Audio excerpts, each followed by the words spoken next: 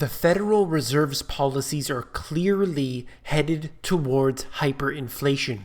You can see how the interest rates have brought down so low, and they are, of course, printing money and handing it out to corporations all around the world. How did the Federal Reserve begin? Let's start right there. This is a document written by Robert L. Owen. He's the former chairman and committee on banking and currency in the United States Senate. And let's take a look at exactly what he did say. 25 years ago today, Woodrow Wilson, in the presence of members of his cabinet, chief executive officers, and the leaders of the United States Senate and House of Representatives, approved the Federal Reserve Act. Later down, let's just scroll for a moment here. What it said is, under this act, $40 billion of liquid money was created to finance the World War. It financed not only the United States, but it financed the extent of billions of dollars of Great Britain, France, Italy, and their allies. And then he quotes this, that one act won the war.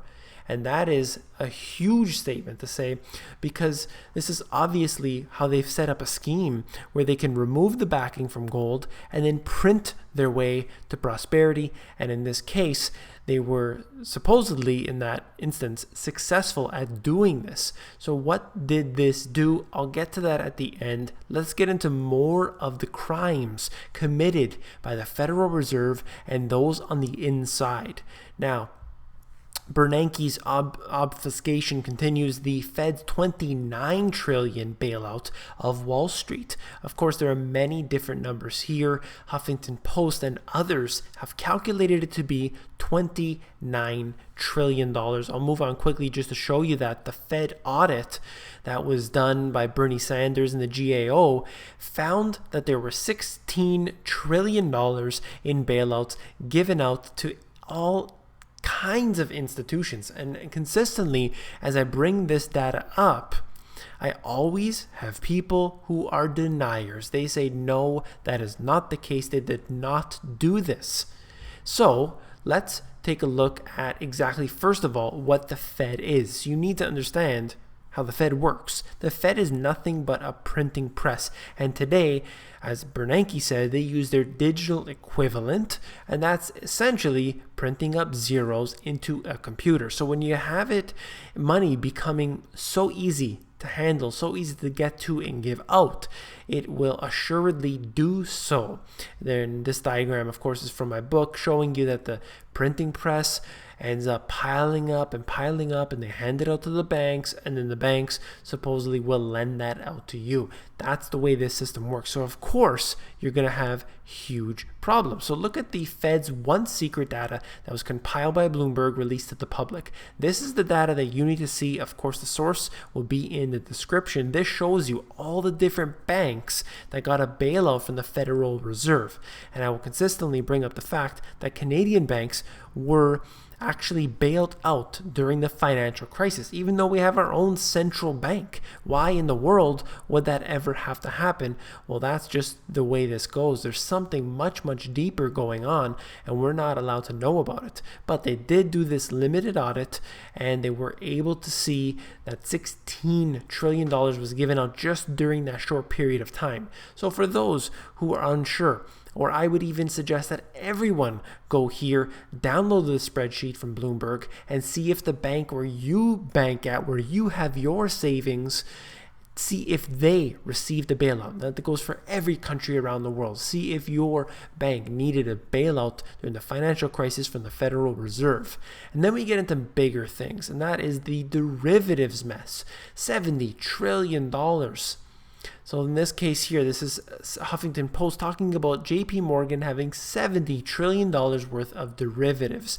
Lower down in the article, this is back in 2012, but they're saying that the entire GDP of the world is $63 trillion. And the United States GDP was $15 trillion at that time. So J.P. Morgan has more derivatives exposure than the entire GDP of the world. This is something that they can never possibly pay back. It's something that absolutely must collapse at some point in the future. And what does this all lead to? And that is this: despite the fact what the government wants to tell you, what the mainstream media wants to tell you, that hyperinflation is the only way out of this mess. Look at what CNS News is reporting here, and the statistics are being brought from the BLS, and that is price index for meats, poultry, fish, and eggs rockets to all-time high. You cannot deny the fact that food prices are at all-time highs. Electricity prices near all-time highs. All the things that you need on a daily basis are at an all-time high. And what exactly is this doing to the individual? It's making them more and more poor. It's increasing the amount of hardship on individuals, and it's all because of the expansion of credit. The currency supply is expanding much, much faster than it should ever have been, but that's the way the system is set up. As I said in the beginning, quoting that Senate document, showing you how they do this. They collect and negotiate things between themselves, and we are basically left with nothing but higher and higher prices. Sure, the asset prices, for example, equities right now are booming, but they'll crash, and yet the food prices will remain high. That's how it happens to us. You have us taking the short end of the stick, unfortunately. So definitely, we need to not only audit the Fed, we need to end the Fed, we need to stop central banking. At the very least, I'm not a fan of paper currency at all, but at the very least, doesn't it make more sense that there is some level of transparency where we could have the Treasury print the money at least, although I do prefer some sort of sound money, at least backing, but that is a topic for a different day. The fact remains is that if your money, if your savings is kept in a paper currency, in a digital currency, it is subject to this hyperinflation.